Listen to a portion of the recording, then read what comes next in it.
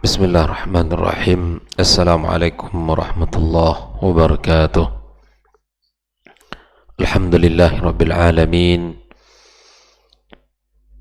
Wassalatu wassalamu ala asyrafil mursalin wa ala alihi wa ashabihi ajma'in. Ashhadu an la ilaha illallah wahdahu la syarika lah, waliyus salihin wa khaliqal khalqi ajma'in. Wa ashhadu anna Muhammadan abduhu wa rasuluhu al-mab'utsu rahmatan lil alamin. Ya ayyuhalladzina amanu ittaqullaha haqqa tuqatih wa la tamutunna illa wa antum muslimun. Allahumma 'allimna ma yanfa'una wanfa'na bima 'allamtana wa zidna 'ilma. Allahumma ati nufusana taqwaha wa zakkiha anta khairu man zakkaha anta waliyuha wa maulaha innaka ala kulli syai'in qadir. Amma ba'd, ma'asyiral hadirin wal hadirat minal muslimin wal muslimat dimanapun berada, dan seluruh pendengar Radio Rabbani 91,1 FM dan sahabat KMTV, semoga senantiasa dijaga Allah Subhanahu wa taala. Alhamdulillah, kita bersyukur kepada Allah Subhanahu wa taala pagi ini kembali dipertemukan di rumahnya yang mulia. Setelah kita melaksanakan ibadah salat subuh ini, kita duduk membaca hadis-hadis Rasul sallallahu alaihi wasallam serta mengambil ibrah dan pelajaran agar bisa kita amalkan dalam kehidupan kita sehari-hari. Mudah-mudahan ilmu yang kita pelajari bermanfaat, menerangi jalan kita menuju Allah Subhanahu wa taala, serta membimbing kita dan menjaga kita dari segala bentuk keburukan-keburukan dan kesalahan-kesalahan. Karena sesungguhnya tabiat ilmu itu menjaga kita dan mengarahkan kita. Oleh karenanya Nabi kita sallallahu alaihi wasallam senantiasa memerintahkan kita untuk mempelajari ilmu dan senantiasa keluar melangkahkan kaki untuk hadir di majelis ilmu itu sendiri, karena kedudukan yang sangat tinggi di sisi Allah dan manfaat yang sangat banyak yang dilahirkan dari ilmu itu. Kemudian tak lupa kita mengucapkan salawat dan salam untuk kekasih kita Muhammad sallallahu alaihi wasallam. Mudah-mudahan kita mendapatkan syafaatnya pada hari kiamat kelak. Kembali kita bersama 55 wasiat Rasul sallallahu alaihi wasallam. Pagi ini wasiat yang ke-52, masih dalam pembahasan doa lisadadid daini, yaitu doa yang diajarkan Rasulullah untuk membayar hutang-hutang kita. Pada wasiat yang ke-51 sudah kita bahas tentang doa ini, atau dalam riwayat yang lain. Pada wasiat yang ke-52, Nabi sallallahu alaihi wasallam berkata kepada Muadz, "Wahai Muadz, ala u'allimaka doa tad'u bihi? Maukah engkau aku ajarkan satu doa yang mana kamu bisa berdoa dengan doa tersebut? Law kana 'alaik mithla jabal Uhudin dainan la'adahu Allahu anka." Kalaulah seandainya kamu wahai Muadz punya hutang sebesar bukit Uhud, maka pasti Allah Subhanahu wa taala akan menyelesaikannya, akan membayarkan untukmu. Maka Nabi berkata, "Ya Muadz, wahai Muadz, qul," katakan, "Allahumma malikal mulki tu'til mulka man tasha' wa tanzi'ul mulka mimman tasha' wa tu'izzu man tasha' wa tudhillu man tasha' biyadikal khair innaka ala kulli syai'in qadir tulijul layla fin nahar wa tulijun nahara fil lail wa tukhrijul hayya minal mayit wa tukhrijul mayta minal hayy wa tarzuqu man tasha bighairi hisab rahmanud dunya wal akhirah wa rahimahuma tu'tiha man tasha irhamni rahmatan biha tughnini an rahmati man siwak. Inilah tambahan dari doa yang sudah kita bahas pada wasiat yang sebelumnya. Ini tentu adalah ayat yang sudah sering kita baca dalam doa-doa kita, dalam munajat kita. Nabi mengajarkan tentang sebuah keyakinan kepada Mu'adz bahwa raja daripada raja-raja, dialah Allah Subhanahu wa taala yang memberikan kerajaan kepada siapapun yang ia kehendaki, dan begitupun Allah akan mencabutnya dari orang yang ia kehendaki. Allah Subhanahu wa taala muliakan siapapun yang ia kehendaki, dan Allah hinakan siapapun yang ia kehendaki. Di tangannya seluruh kebaikan. Sesungguhnya Engkau, wahai Allah, yang maha mampu atas segala sesuatu. Dan inilah doa-doa yang diajarkan di antara kalimat-kalimat yang disampaikan oleh Rasulullah sallallahu alaihi wasallam. Ya, maka doa ini mari kita ulang-ulang, mari kita baca. Semoga Allah mudahkan kita untuk menyelesaikan ya kewajiban-kewajiban kita jika seandainya kita punya kepada saudara-saudara kita kewajiban-kewajiban itu. Seperti yang disampaikan sebelumnya, kita orang-orang yang kemungkinannya ada bisa berpotensi kita memberikan hutang atau kita berhutang kepada orang lain, dan itu dibolehkan. Dan pembahasan kita bagi kemarin bahwa hutang piutang itu adalah babnya salah satu bagian dari tolong menolong, bagian membantu saudara. Makanya pada bab hutang piutang tidak ada yang namanya kelebihan jika dikembalikan, karena itu adalah bagian daripada riba yang tidak dihalalkan dalam agama kita. Makanya kalau kita menghutangi saudara kita, dia akan diminta mengembalikan kepada kita seperti apa kita berikan kepadanya. Jika seandainya dia tidak memiliki kemampuan, maka lebih baik kita maafkan. Lebih baik kita maafkan. Inilah doa yang ke-50 atau wasiat yang ke-52. Dalam wasiat yang ke-53, dalam sebuah doa dari Abu Hurairah meriwayatkan bahwa Abu Bakar As-Siddiq radhiyallahu taala anhu berkata, "Ya Rasulullah," ini Rasul datang, ya Rasulullah SAW diminta oleh Abu Bakar As-Siddiq, "Ya Rasulullah, murni, perintahkan kepadaku bikalimatin, dengan kalimat-kalimat aquluhunna idza asbahtu wa idza amsait, yang aku baca di saat aku berada di pagi hari dan di saat aku berada di sore hari."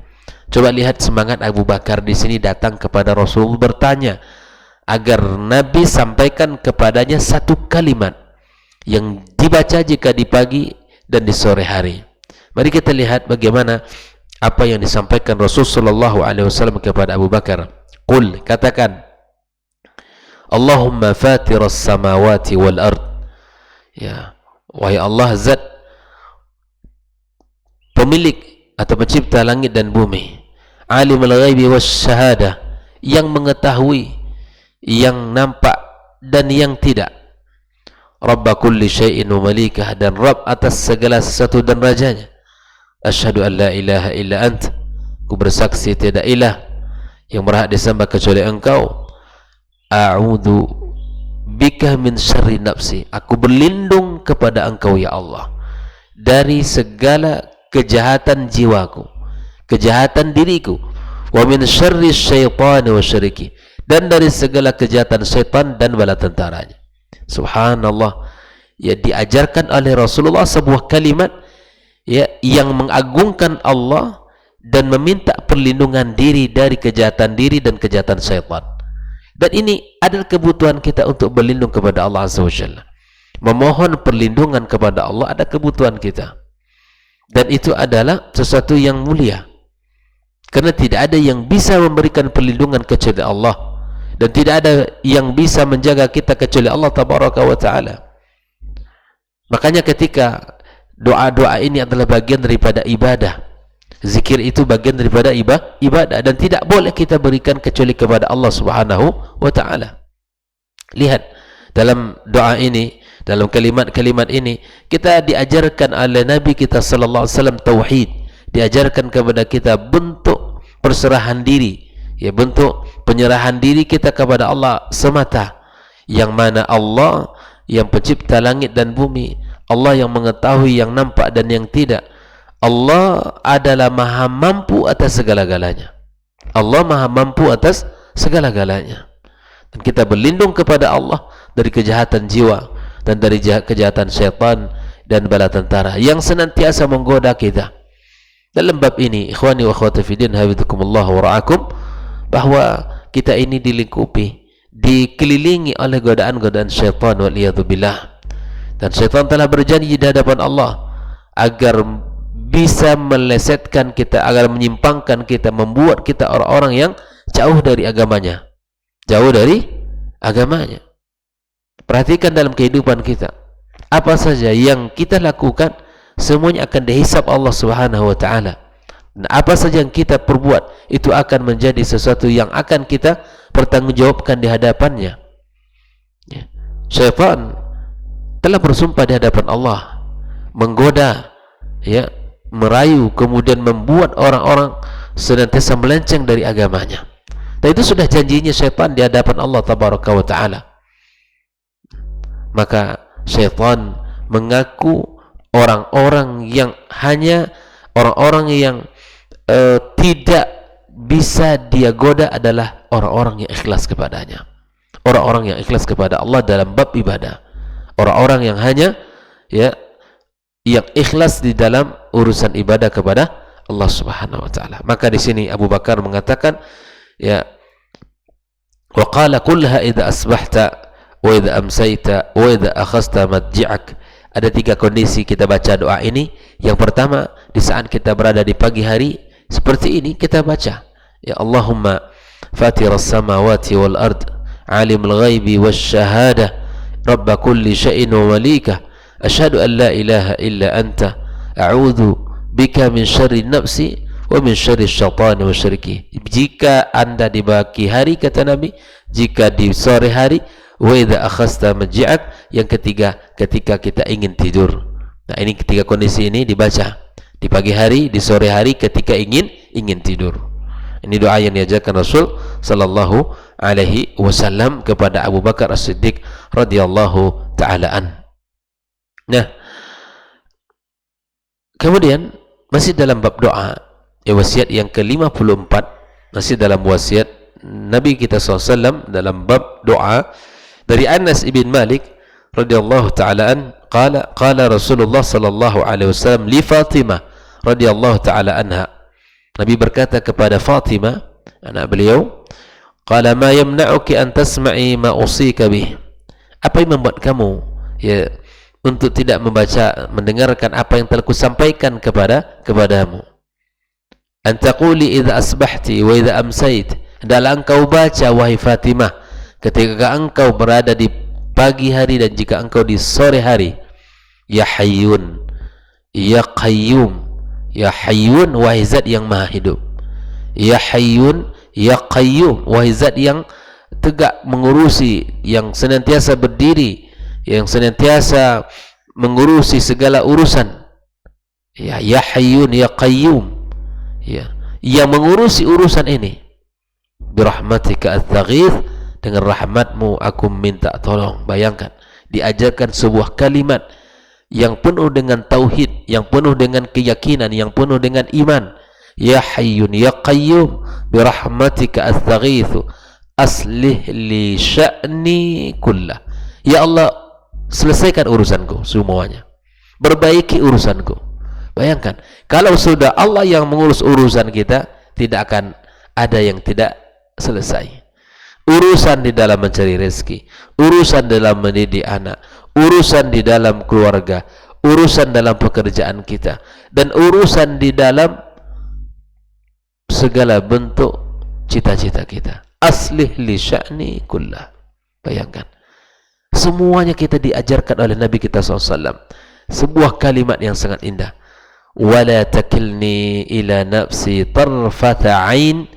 Jangan engkau serahkan diriku kepada, jangan engkau serahkan urusanku pada diriku walau hanya sekedap atau sedikit saja. Tarfata ain, atau sekejap mata memandang, atau dalam kalimat yang paling singkatnya adalah dalam urusan yang paling ringan, jangan engkau serahkan itu padaku. Jadi di sini Nabi mengajarkan bahwa kita tidak boleh bersandar kepada diri kita walau hanya sedikit. Jangan pernah kita mengatakan itu. Bayangkan ya, ya hayyun ya qayyum birahmatika astaghits, aku minta tolong kepada engkau wahai zat yang maha hidup. Ya. Aslih li sya'ni kullah, maka perbaiki urusanku seluruhnya. Subhanallah. Dan jangan engkau serahkan urusanku kepada diriku walau hanya tarfata ain. Nabi ajarkan kepada kita sebuah kekuatan agar kita bisa meminta dan agar kita bisa bersandar kepadanya. Dan jangan pernah kita bersandar kepada diri kita, kepada kekuatan kita, kepada kekayaan kita, kepada ilmu dan kehebatan kita. Jangan pernah. Karena kalau kita sudah merasa itu milik kita dan itu adalah urusan kita, maka disitulah ujian itu akan tiba. Jangan pernah kita merasa diri kita lebih mampu, ya, jangan pernah kita merasa diri kita lebih kuat, tapi serahkan urusan itu kepada Allah yang maha mencipta, Allah yang maha pengasih, Allah yang maha penyayang, Allah yang maha segala-galanya.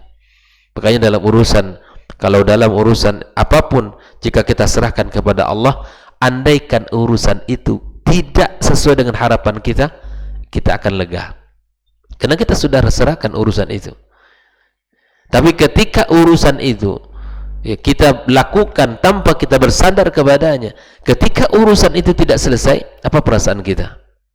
Lihat, akan ada perasaan-perasaan yang tidak nyaman, perasaan yang tidak menyenangkan di hati kita, kecewa. Tapi orang beriman, ketika dia selesaikan urusannya dengan bersandar kepada Allah, maka dia akan serahkan hasilnya kepada Allah, tanpa ia harus bersedih, tanpa ia harus berkecil hati, karena pilihan Allah pasti yang terbaik. Dan kita hanya disuruh ikhtiar, dan kita hanya disuruh berikhtiar. Nah, inilah letak kenapa pentingnya kita harus berserah diri kepada Allah Subhanahu wa ta'ala. Saya ulangi, doa-doa yang sudah kita diajarkan Nabi kita SAW, ya, doa di pagi hari tadi seperti doa yang diajarkan kepada Abu Bakar, ya Allahumma fatiras samawati wal ard alimul ghaibi wasyahada rabba kulli syai'in walika asyhadu an la ilaha illa anta a'udzubika min syarri nafsi wa min syarri syaitan wa syirki. Ketika pagi hari, ketika sore hari, dan ketika ingin tidur, baca doa tersebut. Kemudian doa yang diajarkan kepada Fatimah, ya, an taquli idza asbahti wa idza amsayti ya hayyun ya qayyum bi rahmatika astaghits aslih li sya'ni kullah wa la takilni ila nafsi tarfata ain. Ini adalah sebuah permintaan yang luar biasa yang diajarkan oleh Rasulullah SAW kepada anak beliau Fatimah. Tadi ini tentu bisa kita pakai dalam kehidupan kita. Ya, jangan pernah kita bersandar kepada urusan kita, kepada kehebatan kita, kepada jiwa kita, walau hanya sekejap mata, walau hanya sedikit. Jangan pernah kita bersandar kepada kehebatan diri kita. Ikhwani wa akhwati fi din, hafizakumullah. Ini wasiat yang terakhir ke-55 dari wasiat Nabi kita sallallahu alaihi wasallam, yaitu wasiat tentang menjadikan salah satu bagian dari rumah kita sebagai tempat ibadah. Ini disampaikan oleh Nabi kepada Aisyah radhiyallahu taala anha.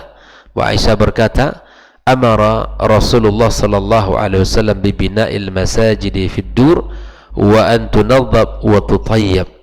Artinya bahwa di bagian rumah kita ada salah satu bagian yang kita jadikan tempat melaksanakan ibadah-ibadah sunnah kita.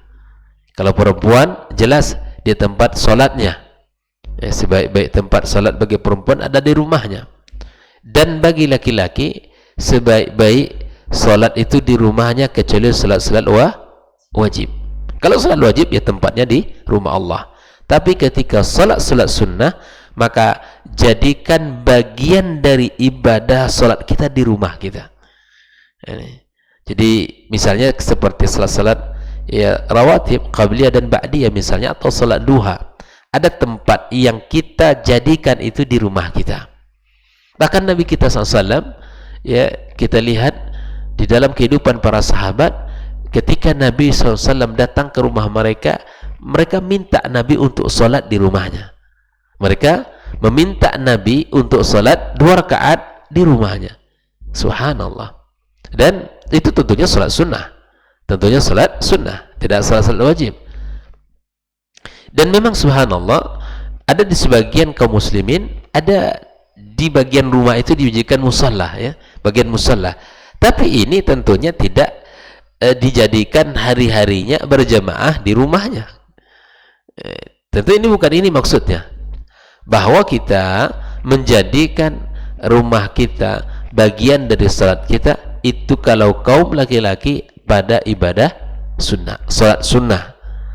Tapi kalau bagian perempuan, ya tentu rumah sebagai tempat yang paling afdal. Kita bagi laki-laki adalah untuk bisa datang ke masjid melaksanakan salat 5 waktu. Maka di sini Aisyah menceritakan, ya kami diperintahkan Rasulullah bibina'il masajidi fid duri wa an tunadhab wa tutayyab, dibersihkan, ya dijaga tempat ibadah salat yang telah ditentukan di bagian rumahnya itu. Rawahu Ahmad wa Tirmidzi, Abu Dawud, dan dikatakan hadisnya sahih. Wa an Samurah bin Jundub radhiyallahu ta'ala anhu qala amarna Rasulullah sallallahu alaihi wasallam an nattakhidha al-masajida fi diyarina wa an nunadhifaha. Nabi menyuruh kami untuk menjadikan bagian dari rumah kami, ya masjid, ya bagian dari rumah itu adalah masjid, dan kami disuruh untuk membersihkannya. Maksudnya tentu bukan salat wajib, sekali lagi adalah bagian ini untuk dilaksanakan salat sunnah kita. Dan ini yang ma'ruf di kalangan para ulama.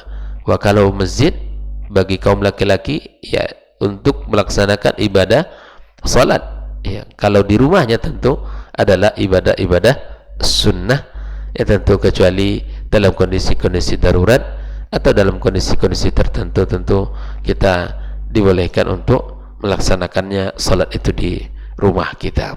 Nah, ikhwani wa akhwati fiddin, nah hukum asalnya adalah untuk laki-laki di masjid, dan untuk salat sunnah hukum asalnya adalah di rumah. Sebagaimana Nabi dalam kehidupannya melakukan hal itu. Ya, Nabi salat sunnahnya di rumah, kemudian datang Bilal untuk memanggil as-salatu ya Rasulullah. Kemudian Nabi datang ke masjid. Apabila para sahabat sudah mengumpul di masjid, maka Nabi datang, dipanggil oleh Bilal. Setelah salat, Nabi SAW ya kemudian kembali ke rumah dan melaksanakan salat ba'diyah di rumahnya. Ikhwani wa akhwati fiddin, hafizakumullah wa ra'akum. Inilah beberapa hadis-hadis Nabi kita sallallahu alaihi wasallam, dan ada 55 wasiat dari wasiat baginda kita sallallahu alaihi wasallam.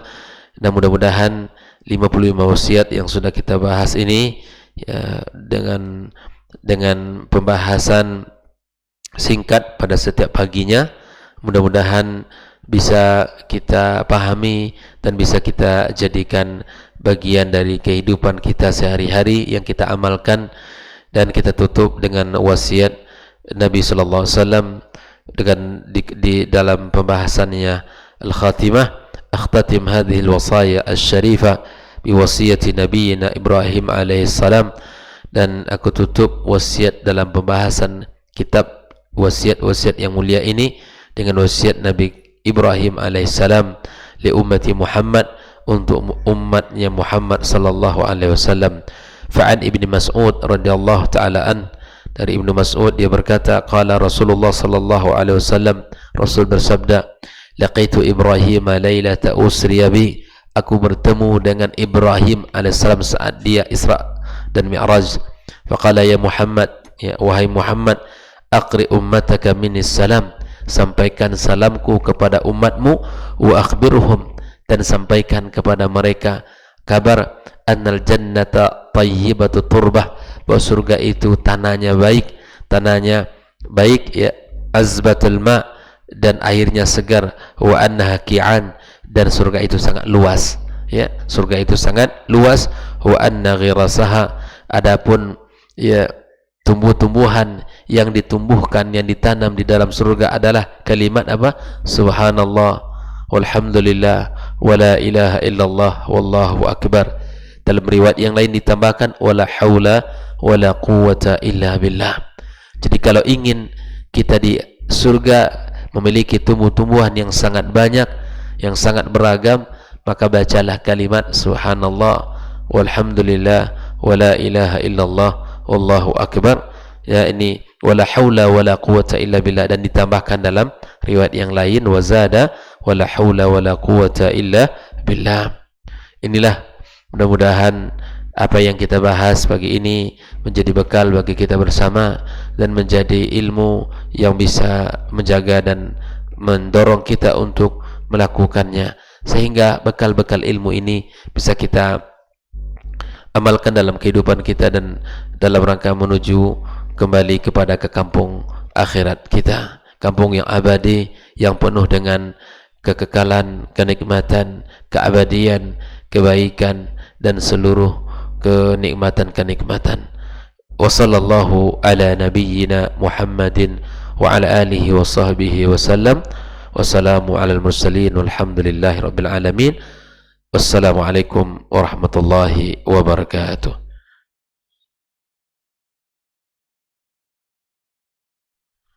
Orang yang keluar dari rumahnya menuju rumah Allah untuk menuntut ilmu syar'i, maka sungguh dia sedang berjalan di jalan ilmu, dan itu akan memudahkannya untuk menuju surga Allah Subhanahu wa taala. Man salaka tariqan yatlubu fihi ilman salakallahu bihi tariqan min turuqil jannah. Barang siapa yang menempuh sebuah jalan yang ditempuhnya adalah jalan menuntut ilmu, maka Allah akan mudahkan jalannya untuk menuju surga Allah Subhanahu wa taala. Orang yang berangkat ke masjid untuk menuntut ilmu syar'i dianggap sebagai jihad fi sabilillah. Nabi alaihi salatu wassalam bersabda, "Man dakhala masjidana hadza", barang siapa yang memasuki masjid kami ini, yakni Masjid Nabawi, liyata'allama khairan, untuk belajar atau mempelajari kebaikan, au yu'allimuhu, atau dia mengajarkan kebaikan, kal mujahidi fi sabilillah, adalah seperti orang yang berjihad di jalan Allah.